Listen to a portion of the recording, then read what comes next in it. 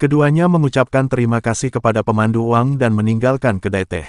Begitu meninggalkan kota, Humazi mulai berbicara, saya tidak menyangka kerajaan Tuhan begitu sombong, dan istana keenam kuil suci itu terdengar lebih buruk daripada istana kejahatan. Kuil Leiyin yang kita cari ada di tengah, dengan musuh-musuh kuat di kedua sisi. Air di surga keenam jauh lebih dalam daripada di surga kelima. Chen Ping menatap ke arah selatan dengan tatapan tajam, semakin berbahaya, semakin kita harus berhati-hati. Pertama, temukan Taois Wuji dan cari tahu situasi 6 olah kuil, lalu buat rencana. Keduanya hendak terbang ketika tiba-tiba mereka mendengar suara perkelahian datang dari hutan lebat tak jauh dari sana, bercampur dengan erangan teredam seorang wanita. Mata Humazi berbinar, ada yang menarik untuk dilihat. Ayo kita pergi dan lihat. Chen Ping tidak menghentikan mereka.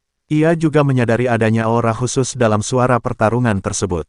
Aura tersebut bukanlah kekuatan spiritual kultivator manusia atau aura iblis monster, melainkan semacam kekuatan agung, agak mirip dengan kekuatan para dewa yang disebutkan oleh pemandu Wang. Kedua lelaki itu menyelinap ke dalam hutan lebat, bersembunyi di balik pohon tua, dan melihat ke arah asal suara perkelahian itu. Di ruang terbuka, seorang wanita tengah bertarung sengit dengan 3 pendeta berbaju besi perak. Wanita itu mengenakan gaun panjang putih dengan sulaman motif-motif ilahi keemasan di ujungnya. Rambut hitam panjangnya berkibar tertiup angin, La tampak cantik, tetapi dengan sedikit kesombongan yang dingin, La tidak memegang senjata apapun, dan hanya menggunakan sepasang tangan giok untuk menunjukkan kekuatan magisnya. Cahaya keemasan mengalir di ujung jarinya, dan setiap kali ia mengayunkan pedangnya, ia mampu memukul mundur penjaga dewa. Ketiga pengawal dewa itu memegang tombak-tombak bermotif dewa bersayap. Mereka bekerja sama secara diam-diam, membentuk formasi segitiga, menjebak perempuan itu di tengah. Yang mulia, menyerahlah. Pengawal dewa terkemuka berkata dengan dingin, Yang mulia telah memerintahkan bahwa selama kau kembali dan mengakui kesalahanmu, nyawamu akan diampuni. Jika tidak, kami tidak punya pilihan selain membawamu kembali ke kerajaan Tuhan dengan paksa, mengakui kesalahanmu. Wanita itu mencibir, suaranya jernih namun dengan nada dingin, aku tidak bersalah. Ayahku mencoba menikahkanku dengan putra penguasa ketiga kuil agar bisa bersekutu dengan kuil. Aku tidak akan pernah kembali. Wajah pengawal dewa terkemuka menjadi gelap. Yang mulia, ini masalah yang sangat penting bagi kerajaan ilahi. Anda tidak bisa bertindak sewenang-wenang. Karena Anda menolak bekerja sama, jangan salahkan kami karena bersikap kasar. Setelah selesai berbicara, dia melambaikan tangannya, dan 2 pengawal dewa lainnya menyerang pada saat yang sama. Tombak mereka membawa aura tajam, mengarah langsung ke titik vital wanita itu. Jejak kepanikan terpancar di mata wanita itu. Meskipun kultivasinya telah mencapai tingkat ke-7 alam abadi duniawi, ia perlahan-lahan kehilangan kendali saat menghadapi 3 pengawal ilahi tingkat 8 dari alam abadi duniawi. Sebuah tombak menggores bahunya, meninggalkan jejak darah, dan gaun putihnya langsung ternoda merah. Jika kita tidak bertindak sekarang, gadis kecil ini akan ditangkap. Humazi berbisik, sambil mengeluarkan jimat di tangannya. Dilihat dari penampilannya, dia pasti bangsawan yang melarikan diri dari klan ilahi yang disebutkan pemandu Wang. Mungkin kita bisa mendapatkan lebih banyak informasi tentang kerajaan ilahi dan kuil ilahi darinya. Yang terpenting, Humazi jatuh cinta pada kultivator wanita ini. Setelah menyelamatkannya, La bisa bersenang-senang dengannya dan melampiaskan emosinya, yang memang sepadan.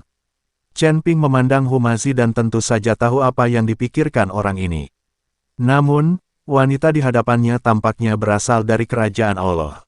Mungkin melalui wanita itu, ia dapat belajar tentang kerajaan Allah dan ke-6 olah bait suci. Jadi Chen Ping mengangguk dan berkata, silakan. Sebelum Humazi selesai berbicara, La melemparkan 2 jimat. Jimat pemecah kejahatan ini 2 cahaya keemasan menyambar dan mendarat di tombak kedua pengawal dewa. Pola-pola dewa pada tombak-tombak itu langsung meredup dan kekuatannya pun berkurang drastis. Tubuh Chen Ping berkelebat, dan dia menggunakan langkah pengendalian api dan langsung muncul di belakang pengawal dewa terdepan, dengan pedang pembunuh naga mengarah langsung ke punggungnya. Wei Hao, penjaga dewa terkemuka terkejut dan segera berbalik untuk menangkis serangan itu. Namun, kecepatannya jauh lebih rendah daripada Chen Ping, dan energi pedang emas langsung menembus baju sirahnya dan menusuk bahunya. Dia menjerit dan darah mengucur keluar. Melihat hal itu, 2 pengawal dewa lainnya segera berbalik untuk menyelamatkan. Humazi mengambil kesempatan itu untuk melemparkan jimat pengikat guna mengikat salah satu pengawal dewa, sementara Chen Ping mengayunkan pedangnya untuk memaksa mundur pengawal dewa lainnya. Wanita itu pun memanfaatkan kesempatan itu, cahaya keemasan memancar dari ujung jarinya, dan menamparkan dada penjaga dewa yang terikat itu. Penjaga dewa itu memuntahkan darah dan jatuh ke tanah. Pengawal dewa terkemuka tahu bahwa ia bukan tandingan mereka dan menggertakkan giginya, "Siapa kau? Beraninya kau ikut campur dalam urusan kerajaan Tuhan?" Chen Ping tidak menjawab, hanya menatapnya dengan dingin, "Nyahlah. Kalau kau berani menggangguku lagi, kau akan mati." Api keemasan di tubuhnya sedikit menyala, dan tekanan tak terlihat langsung terlepas. Pengawal dewa yang memimpin menjadi pucat dan tak berani berkata apa-apa lagi, membantu rekannya yang terluka berdiri dan melarikan diri karena malu. Pertarungan telah usai, dan hanya Chen Ping, Humazi, dan wanita dari suku dewa yang tersisa di tanah terbuka. Wanita itu menyingkirkan kekuatan magisnya dan melirik mereka berdua. Tak ada rasa terima kasih di matanya, melainkan sedikit kewaspadaan dan kesombongan. Dia menyeka darah di bahunya dan berbalik untuk pergi. "Hel, gadis kecil," Humazi tak kuasa menahan diri untuk berkata, "Kami menyelamatkanmu. Kalau kau tidak bilang boleh tidur denganku, setidaknya kau harus bilang terima kasih, kan?" Wanita itu berhenti sejenak, melirik Humazi, dan berkata dengan suara dingin, "Biksu manusia, jangan kira kau bisa memerintahku hanya dengan menyelamatkanku. Jika aku tidak dalam kondisi buruk hari ini, ketiga pecundang itu tidak akan sebanding denganku." Setelah berkata demikian, dia tidak tinggal lebih lama lagi, berbalik dan berjalan masuk ke dalam hutan lebat, lalu segera menghilang. Humazi berdiri di sana dengan linglung, mengelus jenggotnya dan melotot marah, "Apa-apaan ini? Apa para dewa begitu sombong? Aku benar-benar ingin menangkapnya dan memberitahunya apa itu sopan santun." Chen Ping menggelengkan kepalanya tanpa daya. "Lupakan saja, para dewa memang selalu seperti ini." Tapi dia menyebutkan bahwa kerajaan dewa ingin bersekutu dengan istana ke-6 kuil ilahi dan ingin menikahkannya dengan putra penguasa istana ketiga. "Ini berita penting. Persekutuan." Humazi mengerutkan kening. "Bukankah kerajaan Tuhan dan bait suci berselisih? Bagaimana mungkin mereka bersekutu?" Chen Ping merenung sejenak, "Mungkin ini demi kebaikan bersama. Bagaimanapun, ini bukan hal yang baik bagi kita. Jika kerajaan dewa bergabung dengan istana ke-6, akan semakin sulit bagi kita untuk melenyapkan penguasa istana ke-6. Mereka berdua tidak lagi mempedulikan wanita dari ras dewa dan terus terbang menuju Gunung Leiyin. Sepanjang perjalanan, mereka bertemu dengan beberapa gelombang pengawal dewa dari kerajaan Tuhan, yang jelas-jelas sedang melacak keberadaan wanita itu. Para pengawal dewa sedikit waspada saat melihat Chen Ping dan Humazi, tetapi setelah merasakan aura Humazi di alam abadi dunia tingkat 9, mereka tidak bertindak gegabah. Sekitar 3 jam kemudian, sebuah gunung menjulang tinggi muncul di hadapan mereka. Gunung itu diselimuti awan dan kabut, dan samar-samar tampak sebuah kuil Tao. Di puncak kuil, kilat keemasan menyambar, memancarkan aura agung. "Itu Gunung Leiyin." Sekilas kegembiraan terpancar di mata Humazi dan dia mempercepat langkahnya. Kedua pria itu mendarat di kaki Gunung Leiyin. Mereka melihat dua pendeta Tao berjubah hijau menjaga jalan setapak di pegunungan. Melihat Chen Ping dan Humazi, mereka melangkah maju dan membungkuk, "Kedua sahabat Taoku, bolehkah aku tahu apa yang membawa kalian ke kuil Leiyin?" Chen Ping membungkuk, "Saya Chen Ping, dan ini Humazi. Kami di sini untuk memberi penghormatan kepada Taois Wuji." Kedua Taois itu saling berpandangan, dan salah satu dari mereka berkata, "Jadi, kau Chen Ping. Silakan ikuti kami. Apakah kalian berdua mengenalku?" Chen Ping sedikit penasaran. "Pendeta Tao kami berkata bahwa jika seseorang bernama Chen Ping datang mencarinya, dia harus segera dibawa untuk menemuinya." Seorang pendeta Tao berkata. Chen Ping tidak menyangka bahwa Taois Wuji telah menduga bahwa dia akan datang ke kuil Leiyin untuk mencarinya. Keduanya mengikuti pendeta Tao itu menaiki jalan setapak pegunungan. Jalan itu dipagari pohon pinus, dan udara dipenuhi aroma samar cendana dan peri. Sekitar setengah jam kemudian, mereka tiba di gerbang kuil Leiyin. Gerbang kuil Leiyin terbuat dari kayu rosewood, dengan 3 karakter emas besar terukir, "Kuil Leiyin." Terdapat singa batu di setiap sisi gerbang, memancarkan aura penangkal kejahatan. Memasuki gerbang, terdapat halaman yang luas. Di tengah halaman terdapat sebuah lonceng perunggu besar dengan ukiran rune yang padat. Lonceng ini merupakan harta karun kuil Leiyin, yaitu lonceng Leiyin. Tetapi pada saat ini, rune pada lonceng Leiyin agak redup, dan jelas bahwa ada sesuatu yang salah. Seorang Taois tua berjubah putih, berambut putih, dan berwajah muda berjalan keluar dari aula. Matanya bagai obor, memancarkan aura seorang abadi tingkat 9, latak lain adalah kepala biara kuil Leiyin, Taois Wuji. Chen Ping, kau di sini. Pendeta Wuji melangkah maju sambil tersenyum, aku sudah lama menunggu di sini. Pendeta Tao Wuji tahu bahwa Chen Ping dan yang lainnya pasti akan datang, dan setelah masalah surga kelima diselesaikan, Chen Ping tidak bisa tinggal di surga kelima selamanya. Chen Ping segera membungkuk dan memberi hormat, Guru, bagaimana Anda tahu saya akan datang ke surga ke-6? Aula ke-6 kuil berada di langit ke-6. Tentu saja kau akan datang ke sini. Lagi pula, dengan kecepatan kultivasimu, mustahil kau bisa tinggal di langit kelima selamanya. Semakin tinggi kau melangkah, semakin banyak sumber daya yang kau miliki, yang akan semakin membantu kultivasimu. Lagi pula, bukankah kau selalu ingin tahu identitas ayahmu?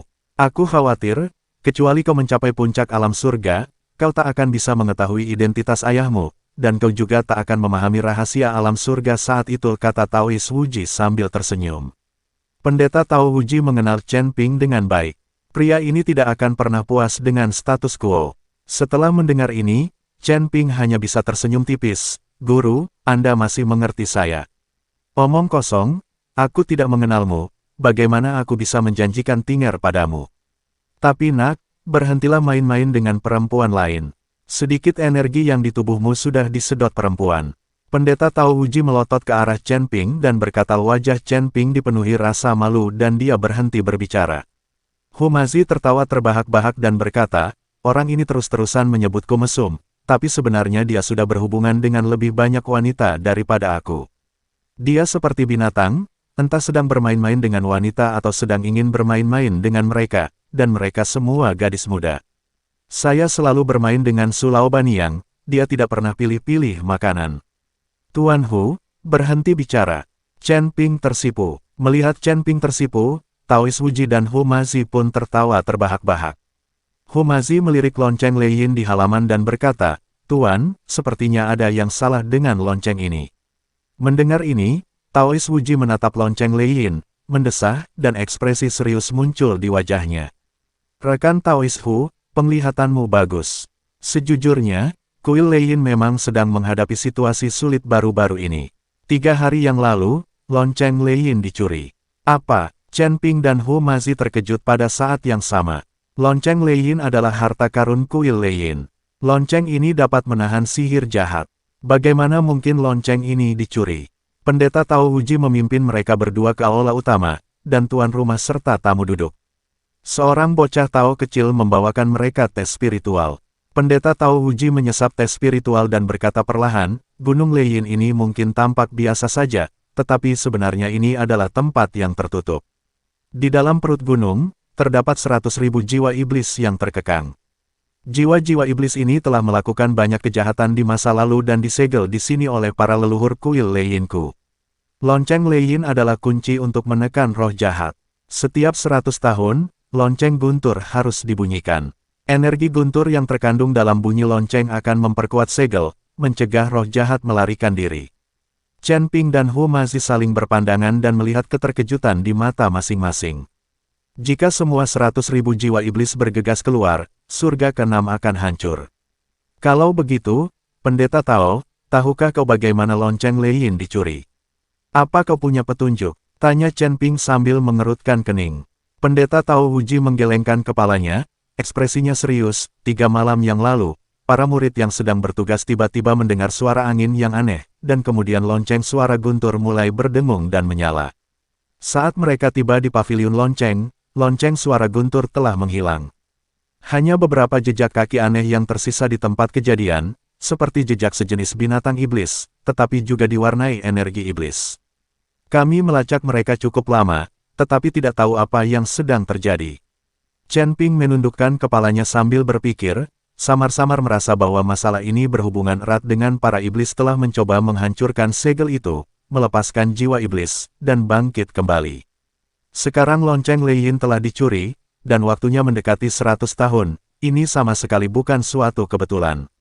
Guru, saya punya ide. Chen Ping mengangkat kepalanya, mengeluarkan lonceng bermotif naga dari cincin penyimpanannya, dan menatap Taois Wuji. Aku punya lonceng bermotif naga di tanganku.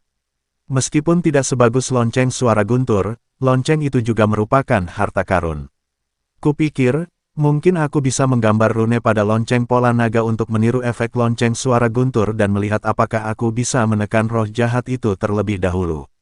Secercah harapan melintas di mata Taois Wuji, La menatap lonceng bermotif naga di tangan Chen Ping, mengamatinya sejenak, lalu mengangguk pelan. Bahan lonceng ini luar biasa. Jika rune bisa digambar di atasnya, mungkin ada kesempatan untuk mencobanya. Namun, menggambar rune bukanlah tugas mudah dan membutuhkan seorang master yang ahli dalam seni mantra. Guru, serahkan saja masalah ini pada Guru Hu dan saya. Chen Ping menoleh ke arah Humazi, yang menepuk dadanya dan meyakinkannya. Benar sekali, aku ahli menggambar runel. Selama aku punya bahan yang tepat, aku pasti bisa menggambar rune yang kuat pada lonceng pola naga. Taois Wuji segera memerintahkan murid-muridnya untuk menyiapkan bahan-bahan yang dibutuhkan untuk menggambar rune, yaitu semua bubuk mineral yang mengandung kekuatan spiritual guntur, serta pena spiritual dan kertas jimat yang dibuat khusus. Chen Ping dan Humazi menemukan ruangan yang tenang dan mulai menggambar rune dalam pengasingan. Keduanya bekerja tanpa lelah siang dan malam, menggambar rune pada jam berpola naga goresan demi goresan derigan keterampilan mereka yang luar biasa dan kekuatan mental yang kuat. Setiap rune mengandung kekuatan spiritual dan kerja keras dua orang, dan menggemakan pola naga pada lonceng. Setelah beberapa hari, lonceng berpola naga itu ditutupi dengan rune padat, memancarkan aura misterius. Pada saat ini, Gunung Leiyin tiba-tiba berguncang hebat. Langit tertutup awan gelap, dan bayangan iblis hitam menjulang di antara awan. Raungan tajam bergema di pegunungan. 100.000 jiwa iblis tampaknya merasakan segelnya mengendur dan mulai menyerang dengan panik. Sudah terlambat, kita hanya bisa berusaha sekuat tenaga dan membunyikan lonceng bermotif naga. Chen Ping berteriak keras, dan bersama Humazi, ia membawa lonceng bermotif naga ke panggung di puncak gunung. Chen Ping mengerahkan kekuatan spiritualnya, memegang palu lonceng dengan kedua tangan, dan memukulkannya dengan keras ke lonceng berpola naga. Kapan, dengan suara keras, lonceng berpola naga itu mengeluarkan suara tumpul, dan suaranya menyebar ke seluruh Gunung Leiyin. Saat bel berbunyi, bayangan-bayangan jahat itu tampak tertahan oleh suatu kekuatan, dan momentum serangan mereka yang awalnya gila pun terhenti. Akan tetapi, kekuatan jiwa iblis itu terlalu kuat, dan hanya dalam beberapa saat, La mulai menyerang segel itu lagi dengan panik. Rune pada lonceng berpola naga itu bersinar, terus-menerus menangkal serangan jiwa iblis, namun beberapa jiwa iblis masih berhasil menembus segel dan menyerbu ke puncak gunung. Tepat ketika semua orang putus asa, pola naga pada lonceng berpola naga itu tiba-tiba memancarkan cahaya keemasan yang menyilaukan, kemudian cahaya keemasan itu mengembun dan berubah menjadi seekor naga hijau besar. Naga biru meraung ke langit, mengguncang surga dan bumi, lalu mengayunkan cakarnya yang besar untuk menghancurkan jiwa-jiwa iblis yang berhasil menembus segel satu persatu. Roh jahat itu ditekan sementara, tetapi semua orang tahu bahwa ini hanyalah tindakan sementara. Meski lonceng pola naga sangat kuat, ia tidak dirancang khusus untuk mengusir roh jahat, dan saya khawatir ia tidak dapat mempertahankan segelnya dalam waktu lama. Kita harus menemukan lonceng Leiyin sesegera mungkin. Wajah Chen Ping tampak serius saat dia menatap Taois Wuji. Guru, saya pikir orang yang mencuri lonceng suara guntur pasti sedang berusaha melepaskan jiwa iblis, dan kemungkinan besar ada hubungannya dengan klan iblis. Guru Hu dan saya akan turun gunung untuk menyelidiki masalah ini. Pendeta Tao, Anda akan memimpin murid-murid Anda untuk menjaga lonceng pola naga dan memastikan segelnya tetap kokoh. Pendeta Tao Wuji mengangguk, ekspresinya tegas. Baiklah, aku serahkan semuanya padamu. Semua orang di kuil Leiyin akan berusaha sekuat tenaga untuk melindungi lonceng pola naga dan mencegah roh iblis itu melarikan diri. Chen Ping dan Humazi mengucapkan selamat tinggal kepada Taois Wuji dan terbang menuruni gunung. Mereka tahu betul bahwa waktunya hampir habis dan begitu semua roh jahat keluar, konsekuensinya akan menjadi bencana. Selama penyelidikan ini, mereka tidak hanya harus mengambil kembali lonceng Leiyin, tetapi juga mencari tahu dalang di balik insiden tersebut dan sepenuhnya menghentikan konspirasi klan iblis. Setelah meninggalkan Gunung Leiyin, Chen Ping dan Hu Mazi langsung menuju ke kota King Feng. Token yang diberikan Xiao Cui kepada Chen Ping masih ada di tangannya. Gedung informasi yang terkait dengan token tersebut adalah salah satu dari sedikit pangkalan intelijen di surga ke-6 yang berani terlibat dalam rahasia berbagai kekuatan. Selama mereka mampu membayar harganya, hampir tidak ada informasi yang tidak dapat mereka temukan. Keduanya mendarat di gang di ujung timur kota King Feng. Jauh di dalam gang itu terdapat sebuah rumah kayu yang tersembunyi. Sebuah pola roda gigi halus terukir di ambang pintu rumah kayu itu, yang merupakan ciri khas gedung berita. Hu Mazi hendak mendorong pintu hingga terbuka ketika Chen Ping mengangkat tangannya untuk menghentikannya, lalu mengumpulkan secercah kekuatan spiritual di ujung jarinya dan menekan pola yang sama seperti pada token Xiao Cui di gagang pintu. Dengan suara berderit, pintu kayu terbuka otomatis. Ruangan itu dipenuhi aroma tinta yang samar, seorang perempuan berjas hijau dan bercadar sedang duduk di meja, memilah-milah berkas, lalu melirik mereka berdua. Tatapannya berhenti pada token di tangan Chen Ping, lalu berkata dengan nada datar, kantor informasi hanya menerima token, bukan orang. Apa yang kalian berdua cari? Biar ku jelaskan dulu, jika kalian mencari informasi yang melibatkan rahasia kerajaan Tuhan atau rencana inti kuil, kalian harus membayar batu abadi berkualitas tinggi, dan kelengkapan informasinya tidak dijamin. Kami sedang menyelidiki pencurian lonceng Leyin dari Gunung Lelyin 3 hari yang lalu. Chen Ping meletakkan token itu di atas meja. Ini berisi semua jejak kekuatan yang muncul di dekat Gunung Leyin malam itu, fluktuasi kekuatan spiritual yang abnormal, dan catatan transaksi terbaru terkait jiwa iblis dan segel. Wanita itu mengambil token itu dan menggosoknya sebentar, lalu mengeluarkan bola kristal dari laci dan meletakkan token itu di permukaan bola. Bola kristal itu langsung menyala dengan cahaya biru, memantulkan sederet karakter kecil, kabar surga kelima. Token ini diberikan secara pribadi oleh pemilik gedung ini. Token ini memiliki otoritas kelas A dan dapat mengakses intelijen dari bagian timur surga ke-6 dalam waktu 3 bulan. Dia menyimpan bola kristal itu, berbalik, dan mengeluarkan 3 buku yang menguning dari rak buku, lalu meletakkannya di depan kedua orang itu. Pada malam lonceng Leyin dicuri, mata-mata menara informasi di pinggiran Gunung Leyin mencatat total 3 aura abnormal. Yang pertama adalah udara hitam yang mengikis tulang di aula ke-6 kuil. Para pengintai telah menemukan jejak pria berjubah hitam di lereng utara gunung. Mereka tampaknya sedang menahan para murid kuil Leyin yang berpatroli. Kemungkinan kedua adalah kekuatan ilahi tanda suci kerajaan Tuhan. Sisa-sisa pola ilahi perak terdeteksi di aliran sungai di selatan gunung, dan pola tersebut konsisten dengan pola pada baju zirah pengawal ilahi. Kemungkinan ketiga. Wanita itu berhenti sejenak, nadanya menjadi lebih serius.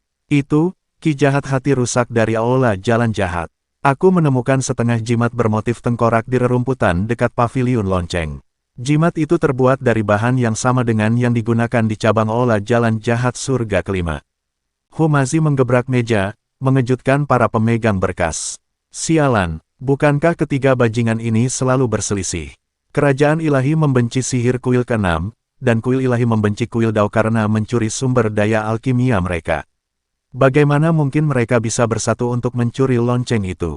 Chen Ping tidak berbicara terburu-buru, tetapi mengambil sudut setengah jimat dan memeriksanya dengan cermat. Masih terdapat sedikit jejak energi jahat di tepi jimat, yang persis sama dengan aura yang ditemukan di cabang kuil jahat surga kelima. Namun, yang lebih aneh lagi adalah terdapat pola ilahi samar yang terukir di bagian belakang jimat. Gaya pola ilahi tersebut 70% mirip dengan pola emas yang terlihat di rok putri kerajaan dewa sebelumnya.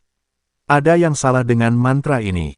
Chen Ping mengumpulkan kekuatan spiritual di ujung jarinya dan dengan lembut mengetuk jimat itu. Jimat kuil Dao jahat tidak pernah memiliki pola ilahi terukir di atasnya, kecuali seseorang dengan sengaja mencangkokkan aura kerajaan dewa ke jimat kuil Dao jahat, atau ketiga pihak ini sudah berkolusi. Mendengar hal itu, wanita yang mengenakan kain kasa tipis itu menyerahkan berkas lain. Jika kalian berdua tidak percaya, kalian dapat melihat catatan transaksi ini. Setengah bulan yang lalu, seorang pria bertopeng perunggu memasang tugas di gedung berita, membeli struktur rune penyegel Gunung Leyin dengan harga tinggi.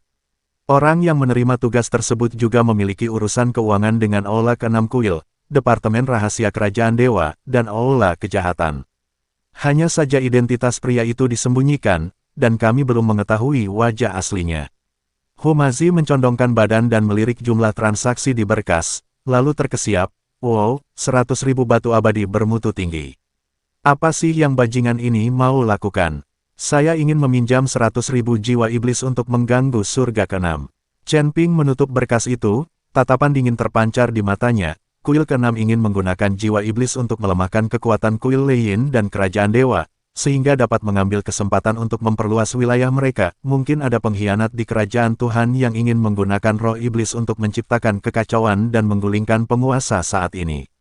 Lagi pula, putri kerajaan Tuhan melarikan diri dari pernikahannya, yang sudah menunjukkan adanya perpecahan di dalam kerajaan Tuhan. Adapun oleh jalan jahat, mereka selalu ingin menangkap jiwa-jiwa yang kuat untuk dimurnikan menjadi pil pembunuh jiwa. 100.000 jiwa iblis adalah bahan mentah yang sempurna bagi mereka. Perempuan bercadar itu mengangguk. Analisis Tuan Chen benar, tapi saya punya informasi lain yang mungkin berguna bagi Anda. Tadi malam, para pengawal kerajaan ilahi tiba-tiba menyegel gerbang barat ibu kota kerajaan ilahi, mengaku sedang melacak pencuri artefak suci kerajaan ilahi. Namun, menurut mata-mata kami, para pengawal sebenarnya sedang mencari seorang kultivator yang bisa mengendalikan energi iblis. Orang ini tampaknya terhubung dengan kuil Dao jahat. Chen Ping dan Hu masih saling memandang dan memiliki arah dalam pikiran. Serangan mendadak para pengawal ilahi di gerbang ibu kota ilahi pasti ada hubungannya dengan lonceng Lei Yin. Mungkin kultivator yang mengendalikan energi iblis itu adalah kultivator dari istana Dao jahat yang bertanggung jawab mengangkut lonceng Lei Yin. Guru Hu, saya ingin pergi ke kerajaan Tuhan. Kali ini, ketiga kekuatan tiba-tiba terlibat dengan lonceng Lei Yin. Saya selalu merasa ada yang tidak beres. Orang-orang klan dewa selalu sangat arogan dan tidak seharusnya mempraktikkan sihir jahat. Namun, kepala istana ke-6 kuil belum tentu sama. Banyak anggota klan dewa di kuil yang tidak punya nyali. Jadi aku ingin memahami kerajaan ilahi ini dan melihat apa yang terjadi. Jika kerajaan ilahi ini, kuil ilahi, dan kuil Dao jahat benar-benar terhubung, tidak akan mudah untuk mendapatkan kembali lonceng suara guntur. Setelah meninggalkan gedung berita, Chen Ping berkata kepada Humasi, terlalu berbahaya bagimu untuk pergi ke kerajaan ilahi sendirian. Lagi pula, kerajaan ilahi penuh dengan biksu klan ilahi. Masing-masing dari mereka sangat arogan. Kau akan langsung ketahuan jika pergi ke sana. Lagi pula, kalau kau terus seperti ini, aku khawatir kau bahkan tidak akan bisa masuk ke kota dewa, dan orang-orang akan memandang rendah dirimu. Kata Humazil, jangan khawatir, aku punya rencana. Bukankah mereka sedang mencoba menangkap sang putri? Aku bisa membantu kerajaan Tuhan menangkap sang putri, lalu kita bisa masuk. Kata Chen Ping. Hu masih sedikit khawatir ketika mendengar ini. Apakah kau benar-benar akan menangkap putri kerajaan dewa? Belum lagi dia mungkin memiliki penjaga tersembunyi di sekelilingnya. Bahkan jika kau menangkapnya, kerajaan dewa dijaga ketat. Bisakah kau masuk dengan seorang putri yang penuh perlawanan? Lagi pula, kita tidak tahu di mana sang putri sekarang. Bagaimana kau akan menangkapnya? Gedung berita pasti tahu. Saya bisa mendapatkan informasi dari gedung berita. Setelah Chen Ping selesai berbicara, dia menggosok token yang diberikan oleh Xiao Cui dengan ujung jarinya, dan segera lokasi spesifik putri kerajaan Tuhan muncul di lautan kesadarannya. Chen Ping tersenyum tipis, menara berita baru saja mengirim pesan bahwa sang putri bersembunyi di lembah Luoxia di selatan kota Qingfeng, lah sendirian di lembah itu tanpa pengawal dewa. Soal memasuki kerajaan Allah, selama dia ada di tanganku, kerajaan Allah tidak akan mudah mengambil tindakan terhadapku. Mereka menginginkan seorang putri yang utuh untuk dinikahi dan tidak akan pernah membiarkan apapun terjadi padanya. Humazi masih merasa gelisah, tetapi dia juga tahu bahwa tidak ada cara yang lebih baik saat ini, jadi dia hanya bisa mengeluarkan beberapa jimat tembus pandang dari tas penyimpanannya. Di lembah Luoxia ini, ada penghalang spiritual alami, jimat ini dapat membantumu menyembunyikan napasmu. Kalau memang tidak berhasil, jangan dipaksakan, kita bisa pikirkan cara lain. Chen Ping mengambil jimat itu dan dengan santai menempelkannya di tubuhnya. Sosoknya langsung menyatu dengan cahaya dan bayangan di sekitarnya. Kalian tetaplah di kota Qingfeng dan awasi pergerakan gedung informasi. Jika kalian menemukan keberadaan lonceng Lei Yin, segera laporkan kepadaku. Saya pasti akan kembali dengan berita dari kerajaan Tuhan paling lambat dalam 10 hari. Begitu dia selesai berbicara, dia terbang ke udara menuju lembah matahari terbenam. Lembah Luoxia sesuai dengan namanya. Saat itu senja, dan langit dipenuhi awan kemerahan, memancarkan warna-warna yang lebih cemerlang pada bunga-bunga dan pepohonan merah muda di seluruh pegunungan. Di tepi sungai di tengah lembah, putri para dewa bergaun putih duduk di atas batu biru. Ujung jarinya menyentuh permukaan air dengan ringan, dan pola-pola ilahi keernasan beriak di air. La adalah wanita yang pernah diselamatkan oleh Chen Ping dan Humazi sebelumnya. Chen Ping bersembunyi di balik pohon, menatap kesedihan di antara alisnya, dan tidak muncul dengan gegabah. Baru setelah matahari benar-benar terbenam di cakrawala, senja menyelimuti lembah, dan sang putri berdiri hendak pergi, barulah dia tiba-tiba mengambil tindakan kuat. Kekuatan spiritual keemasan langsung melilit pergelangan tangan sang putri, menahan kekuatan magisnya dengan sang putri berbalik kaget sekaligus marah, dan melihat Chen Ping muncul entah dari mana. Matanya penuh kewaspadaan, "Kau, apa yang ingin kau lakukan? Membawamu kembali ke kerajaan Tuhan." Nada bicara Chen Ping datar, dan kekuatan spiritual di ujung jarinya menegang. "Kerajaan Tuhan sedang mencarimu di mana-mana. Daripada ditangkap dan dihukum oleh garda ilahi, mengapa tidak ikut denganku? Setidaknya aku tidak akan melakukan apapun kepadamu seperti yang mereka lakukan." Sang putri berjuang untuk melepaskan diri, tetapi kekuatan spiritual Chen Ping sekuat penjepit besi, lah mengerahkan kekuatan ilahinya, dan pola-pola ilahi kemasan menyala di sekujur tubuhnya, tetapi langsung dipadamkan oleh jimat penghancur kejahatan yang dilemparkan oleh tangan Chen Ping yang lain. "Jangan buang-buang energimu, kultivasimu tidak sebaik milikku. Jika kau terus berjuang, kau hanya akan menderita. Mustahil, kau hanya seorang kultivator tingkat pertama di alam abadi duniawi, bagaimana mungkin kau menjebakku?" Sang putri tidak mempercayainya dan terus merontal, namun, betapapun ia berjuang, lah tidak dapat melepaskan diri. "Sekalipun aku Dewa Bumi kelas 1, kau bukan tandingariku. Ikuti saja aku," Chen Ping berkata sambil tersenyum tipis. "Saya lebih baik mati daripada kembali ke kerajaan Tuhan." Jejak tekad terpancar di mata sang putri, dan dia akan menggunakan kekuatan sucinya untuk melukai dirinya sendiri.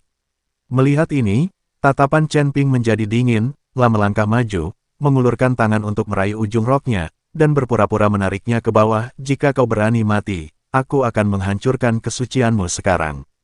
Apakah Anda berpikir bahwa kerajaan Tuhan akan menggunakan Anda sebagai putri para dewa yang telah kehilangan keperawanannya demi pernikahan?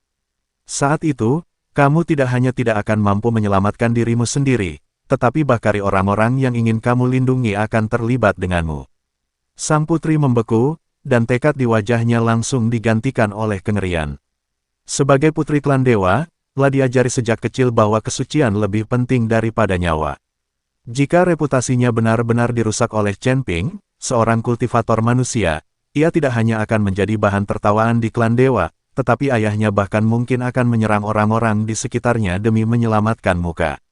Kamu berani." Suara sang putri bergetar, tetapi lah tak berani melawan lagi, lah hanya bisa memelototi Chen Ping dengan marah. "Apa maumu? Aku akan ikut denganmu. Tetapi jika kau berani tidak menghormatiku, aku akan menghajarmu bersamaku bahkan jika itu mengorbankan nyawaku." Chen Ping mengendurkan tangannya, menarik kembali kekuatan spiritualnya, mengeluarkan tali dari tas penyimpanannya, dan dengan lembut mengikat tangannya. Kelihatannya seperti menahan diri, tetapi sebenarnya itu memberi ruang gerak bagi Chen Ping dan tidak akan melukainya. "Jangan khawatir, asal kau membawaku ke istana kerajaan ilahi, aku pasti akan melepaskanmu. Sebelum itu, sebaiknya kau patuh, kalau tidak aku akan melepas celanaku dan menidurimu." Chen Ping berbicara kepada sang putri seperti orang kasar. Mendengar ini, sang putri langsung memerah dan kakinya tanpa sadar terjepit, lah tidak menyangka Chen Ping akan mengucapkan kata-kata kasar seperti itu. Sang putri menggigit bibirnya dan menatap tali yang melingkari pergelangan tangannya, matanya penuh dengan rasa malu, tetapi dia tidak mengatakan apapun pada akhirnya. Chen Ping tidak berkata apa-apa lagi dan membawanya ke udara, terbang menuju ibu kota kerajaan para dewa. Setelah terbang di udara selama sekitar 8 jam, dunia di depan kami tiba-tiba berubah. Awan yang tadinya tipis kini menjadi sepadat kapas, memancarkan cahaya keemasan redup. Udara perih di udara begitu kaya hingga hampir mengembun menjadi embun. Saat ku hirup, aku merasakan meridianku sedikit memanas. Di bawahnya bukan lagi bebatuan terjal seperti pegunungan biasa, melainkan dataran luas.